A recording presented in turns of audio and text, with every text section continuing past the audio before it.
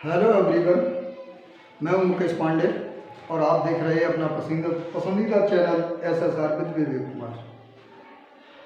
और मेरे जो भी बच्चे मेरे वीडियो को देख रहे हैं, मैं उनको हार्दिक भावना के साथ उज्जवल भविष्य की कामना करता हूं। मेरी वीडियो को देखते रहें। और प्रश्नावली 1.2 अभी समाप्त नहीं हुई है। प्रश्नावली है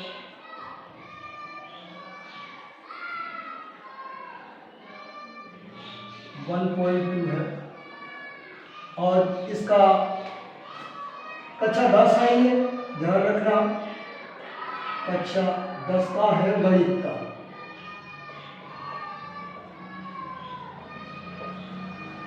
और सवाल नंबर आता है 5। सवाल नंबर 5 है,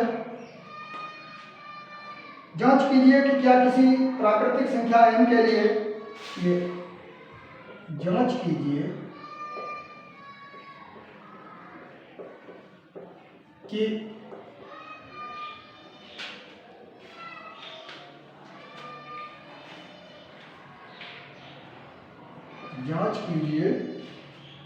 कि क्या किसी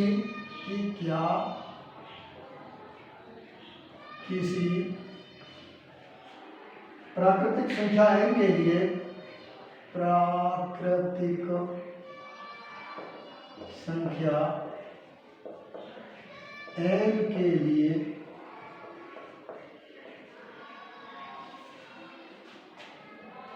संख्या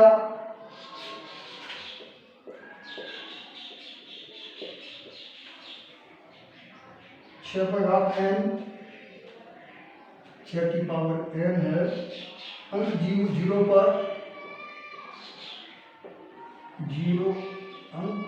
पर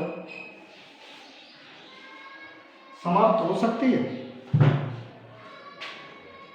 समाप्त हो सकती है।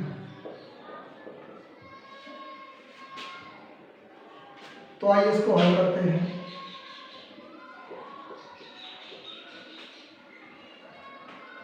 यह 6 पर घात n इस पर समाप्त हो सकती है। तो हम पहले देखते हैं, 6 के अभाज्य गुणनखंड होते हैं 2 × 3 पर घात n। इसके अभाज्य गुणनखंड होते हैं और हम जानते हैं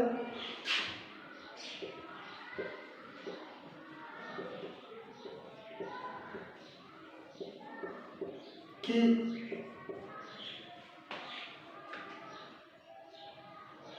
0 पर समाप्त संख्या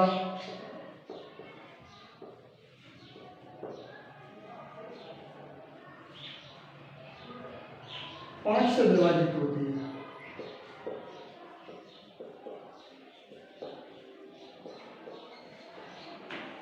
5 से विभाजित होती है।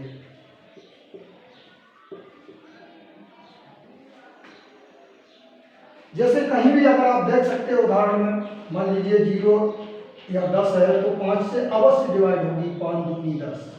किसी को भी देख लीजिए, अगर मान लीजिए 40 लिखा हुआ है, अगर यहाँ पर 0 है तो 5 8 40, 5 से डिवाइड अवश्य होगी।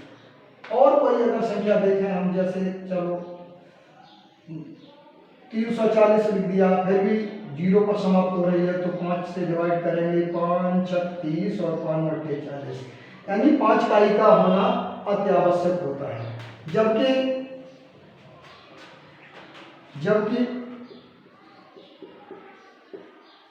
6 पर घात n के अभाज्य गुणनखंड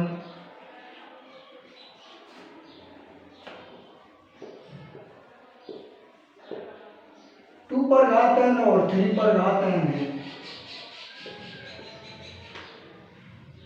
अतः 5 का अंक, यहाँ 5 का अंक नहीं है, 5 का अंक नहीं है। अतः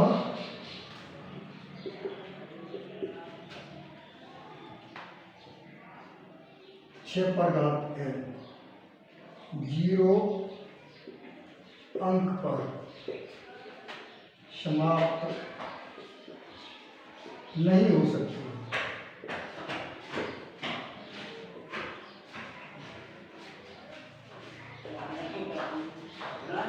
और अगर बच्चों मैं तो तुम्हारे उज्जवल भविष्य की कामना के साथ सवाल को करता हूं, अगर तुम्हारी समझ में नहीं आता है तो कमेंट में लिखो। जो मुझसे नहीं पूछ सकता है, अगर मेरे विद्यालय का छात्र है तो कक्षा में भी पूछ सकता है। और इसके बाद सवाल नंबर अगला आता है, सवाल नंबर ये 6 है और इसमें व्याख्या करवाइए, व्याख्या कीजिए कि ये 7 इंटू 11 इंटू 7 गुणित 11 गुणित 13 प्लस 13 और 7 गुणित 6 गुणित 5 गुणित 4 गुणित 3 गुणित 2 गुणित 1 प्लस 5 भाज्य संख्याएं क्यों हैं? भाज्य संख्याएं क्यों हैं इसको, इसकी व्याख्या करनी है, व्याख्या करनी है। तो चलो आइए हम देखते हैं पहले सवाल, पहले इस वाले को देखना है। 7 गुणित 11 गुणित 13 प्लस 13, इन दोनों के अंदर एक प्लस का चिन्ह है, एक तो पक्ष ये है, एक ये है, 2 है, इसमें 13 का एक 13 निकल गए तो 7 गुणित 11 बचे प्लस 13 एकम 13 गुणित 11 सत्ते 77 प्लस 1 यानी 13 गुणित 77 और 1 78, 13 का गुणा किया 13 पंजे 78। ये यहाँ पर हम पहले ही देख सकते हैं 13 का गुणा कर रहे हैं, 13 से तो विभाज्य है और 13 के अलावा 78 जो आता है ये 2 इकाई से भी विभाज्य है, इसलिए हम कह सकते हैं कि यह भाज्य संख्या है। या गुणा कर लीजिए 13 पंजे 65 78 13 से 91 13 8 104 हासिल लगी 10 13 पंजे 75 13 से 91 और 10 101। यहाँ पर इकाई का अंक 4 है, इकाई का अंक 4 है जो 2 से विभाज्य है, अतः यह भाज्य संख्या है।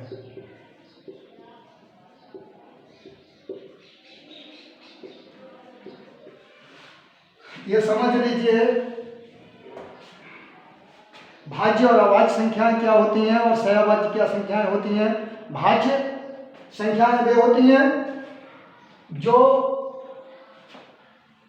भाज्य संख्या क्या होती हैं जिनमें 2 का या किसी और का जिन भाग जो चला जाता है वे भाज्य संख्या होती है। 2 का भाग जाता है तो भाज्य संख्या है। अभाज्य क्या होती है? अभाज्य संख्या जिनमें 2 का भाग नहीं जाता है, 2 का भाग वे अभाज्य होती है। और सहअभाज्य क्या होती है? सहअभाज्य संख्या जिनमें 1 का तथा स्वयं का ही भाग जाता है।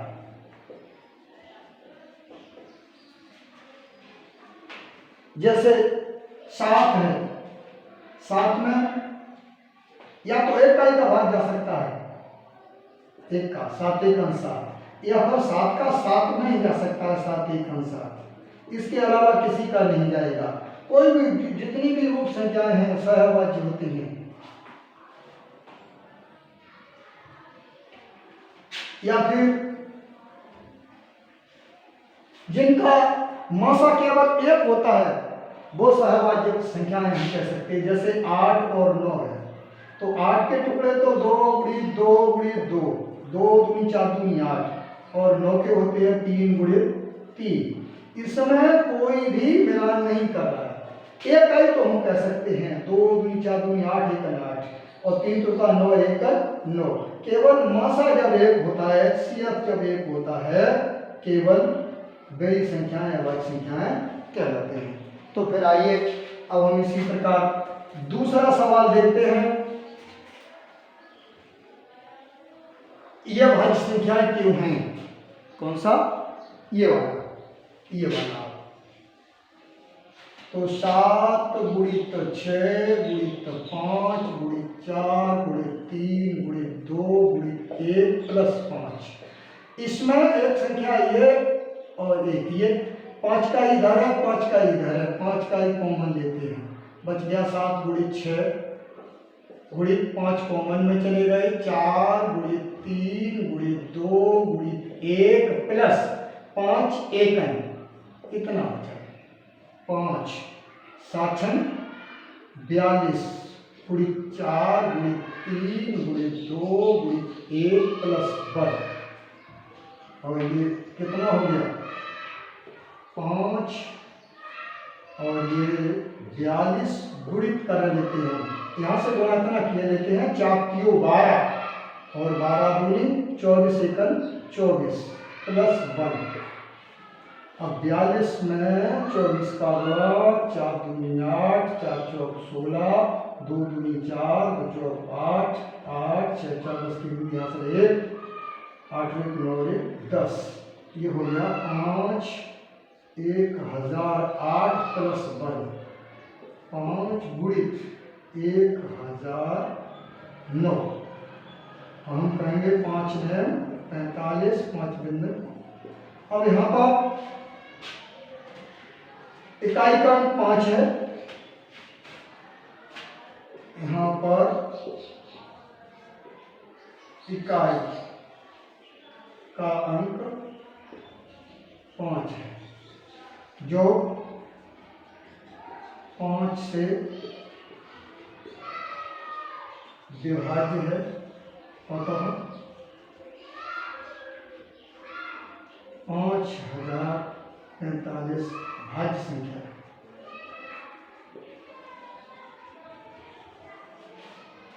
और इसी के साथ इस प्रश्नावली 1.2 का अंतिम सवाल आता है, क्वेश्चन नंबर 7, और इसके बाद समयावस्था है तो 1.3 प्रारंभ करते हैं। √ 5 एक अपार्य संख्या है, ये मुझको सिद्ध करना है। तो उससे पहले ये अंतिम सवाल 7वां है, और ये ब्लैक बोर्ड पर लिखा भी नहीं जा सकता, लंबा सवाल है। किसी खेल के मैदान के चारों ओर एक वृत्ताकार पथ है, खेल का मैदान है, ये वृत्त के आकार का ये कोई रास्ता है, यहाँ पर ये रास्ता बना हुआ है वृत्त के आकार का, और इसमें इस मैदान का एक चक्कर लगाने में सोनिया को 18 मिनट लगते हैं। यहाँ पर अगर ये सोनिया है, सोनिया, इसको 18 मिनट लगते हैं। कितना लगते हैं? 18 मिनट। सोनिया, इसको तो 18 मिनट। और दूसरा है, जब किसी मैदान का एक चक्कर में रवि को 12 मिनट, रवि जो है उसको 12 मिनट लगते हैं। मान लीजिए वो दोनों एक ही स्थान से और एक ही समय पर चलना प्रारंभ करें और एक ही दिशा में चलते हैं। मान लीजिए यहाँ से प्रारंभ करते हैं, यहाँ से दोनों लोग तो इधर ही जा रहे हैं, दोनों तरफ इधर ही जा रहे हैं, इसी रास्ते पर जा रहे हैं, इसी रास्ते पर जा रहे हैं।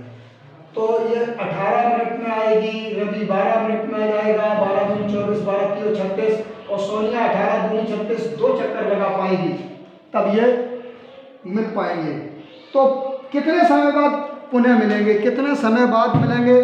तो मुझे ये समझ लेना कि रवि 3 चक्कर मार लेगा, और ये 2 चक्कर मारेंगे तब साथ में हो पाएंगे, इसलिए मुझे एलसीएम निकालना है 18 का और 12 का। 2 3 6 3 18 और 2 दूनी 4 3 12। इसका जब हम एलसीएम निकालेंगे तो जो भी कॉमन है उसको पहले लिख लेंगे, और इसके बाद ये कॉमन में कहीं नहीं है, 3 इंटू 2 इसको बोलेंगे 2 3 6 6 3 18 और 2 36 मिनट लग जाएंगे। कहाँ? एक ही स्थान पर मिलने के लिए, प्रारंभिक स्थान पर। प्रारंभिक स्थान पर मिलने के लिए, मिलने के लिए 36 मिनट लगेंगे। ये आंसर है 36 मिनट। और इसके बाद ये समाप्त हो गया। और अगर दिक्कत आ रही है तो जरूर बताएं,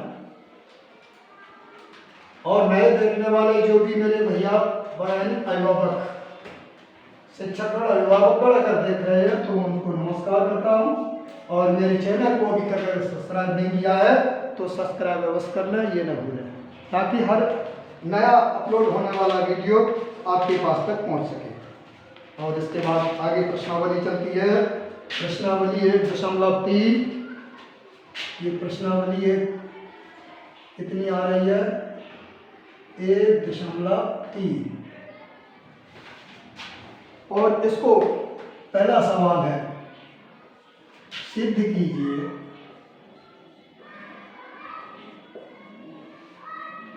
कि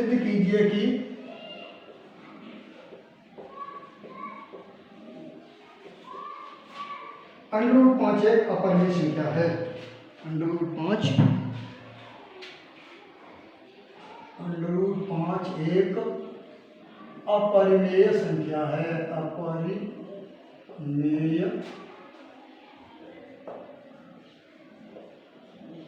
संख्या, मुझे इस बात को सिद्ध करना है। चलो, जब कोई गांव में कहता है कि आदमी चोर है और हम समझते नहीं है, हम कहते हैं नहीं चोर नहीं हो सकता, तो उसको सिद्ध करने के लिए फिर जांच पड़ताल करनी पड़ती है, फिर पता लगता है कि हाँ ये चोर ही निकला। तो चलो हम उल्टा मानते हैं। पहले तो माना √5 एक परिमेय संख्या है। परिमेय संख्या है। परिमेय संख्याएं p/q के रूप में होती हैं। वही रख दो। परिमेय संख्याएं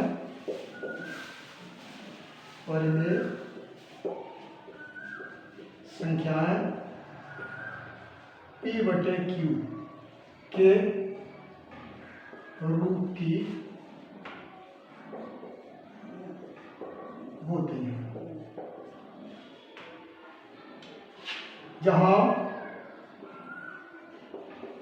छात्रों ध्यान रखना, मैंने अधिक सरल तरीके से मैंने क्लास में करवाया है और यहाँ पर हम पूर्ण जानकारी के साथ आप लोगों को बता रहे हैं। अगर समझ में न आए तो उसी तरह से तैयार कर लेना, अन्यथा इस वीडियो को बार बार देखें, देखना न भूलें, अच्छी तरह से सवाल को तैयार कर लें। जहाँ P और Q सह अभाज्य संख्याएं हैं। सह अभाज्य संख्याएं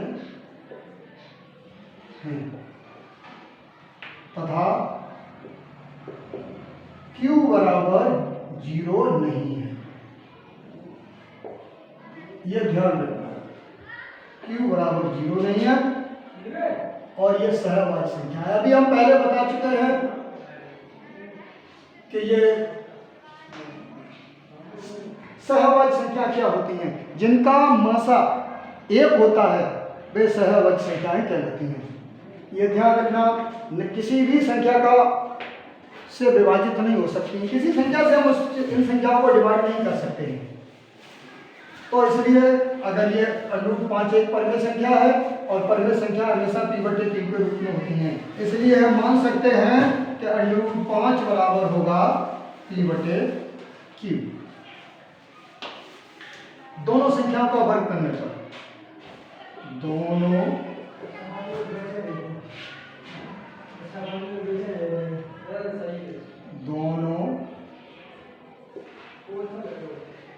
संख्याओं का वर्ग करने पर,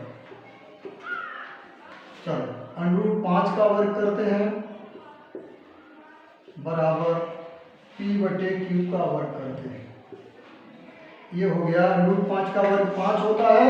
जब भी कहीं √7 आ जाता है और √7 का गुणा करेंगे केवल 7 होगा। कोई भी संख्या हो √8 में अगर √8 का गुणा करेंगे तो केवल 8 आता है।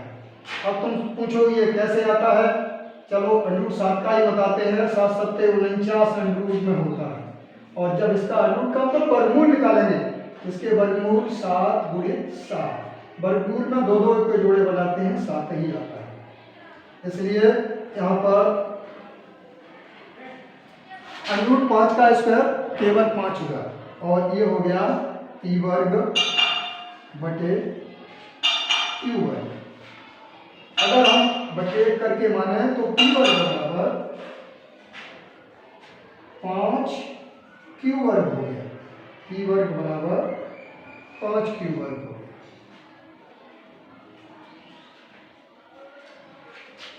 और अगर केवल q² बराबर निकाले हम q² केवल q² बराबर निकालते हैं तो 5 का ही वहां जाएगी बटे में p² बटे 5। इससे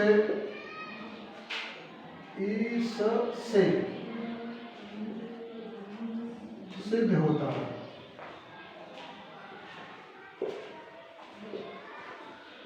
कि p² 5 से विभाजित है। p² 5 से विभाजित है, अतः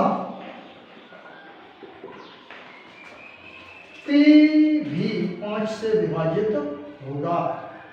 p भी 5 से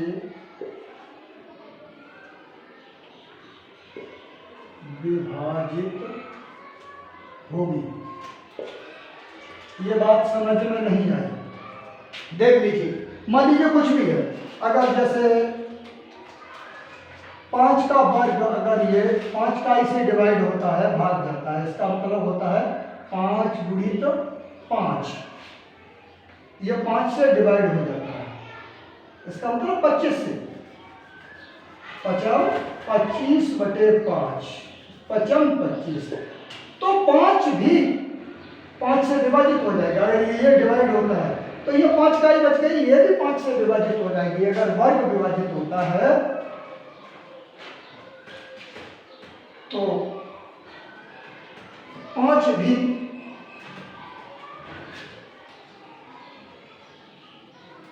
वो p भी 5 से विभाजित होगी। तो चलो अब हम देखते हैं, यहाँ पर स्थिति 1 है,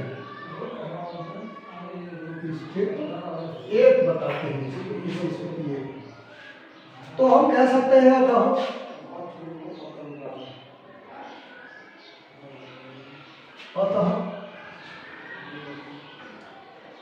p बराबर 5, मान लीजिए c लिख दिया, m लिख दिया, चलो 5 m लिख देंगे। इसका मतलब क्या होता है,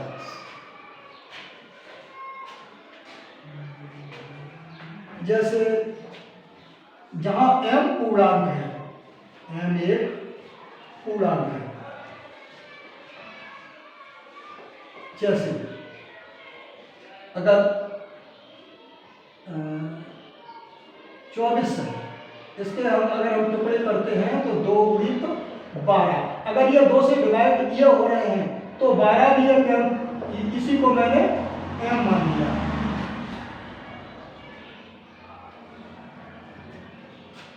ये समीकरण 2। पी का मान क्यू वर्ग बराबर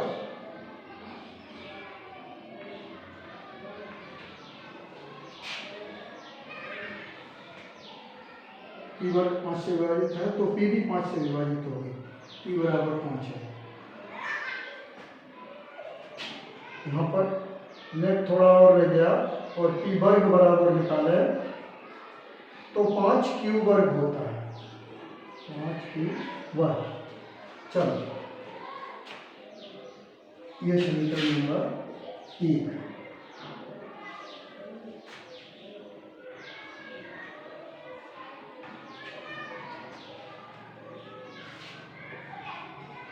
पी बराबर पी का मान समीकरण 1 में रखने पर तो पी बराबर 1 है। पी वर्ग बराबर 5 क्यू वर्ग। तो पी की जगह पर लिखेंगे हम 5 एम और इस पर चढ़ा हुआ है पी की जगह पर लिख रहे हैं 5 एम लिख रहे हैं और इस पर पी पर चढ़ा हुआ है वर्ग तो इस पर भी हम वर्ग चढ़ाएंगे बराबर 5 क्यू वर्ग। ये हो गया 25 एम वर्ग बराबर 5 क्यू वर्ग। अगर हम क्यू वर्ग बराबर निकालें तो 5 का ही बटे में जाएगी 25 एम वर्ग बटे 5 5 सम 25 5 एम वर्ग क्यू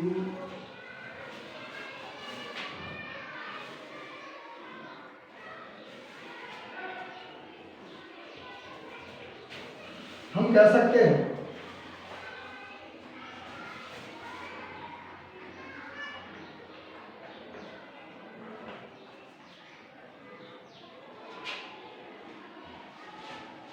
चलो रन 25 वर्ग बटे 5 हम कह सकते हैं कि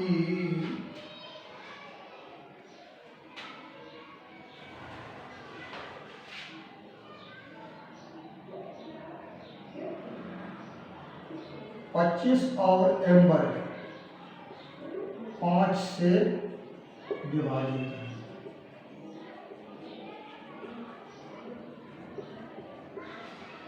जो क्यू वर्ग के बराबर है। अतः क्यू वर्ग 5 से विभाजित है इसलिए क्यू भी 5 से विभाजित होगा। आइए देखते हैं यह स्थिति दूसरी बन जाती है। यह स्थिति दूसरी है।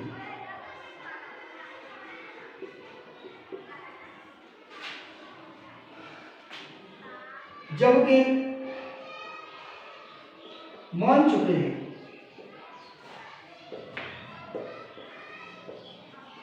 कि P और Q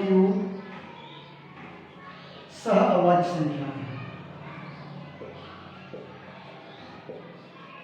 संख्याएं हैं लेकिन P और Q 5 से विभाजित है।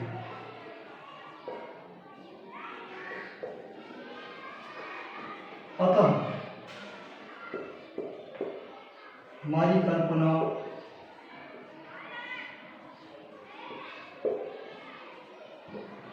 गलत है।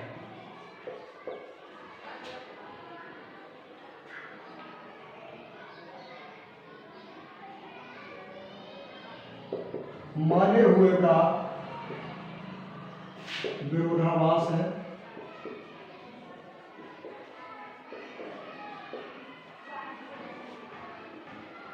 अतः √5 एक अपरिमेय संख्या है।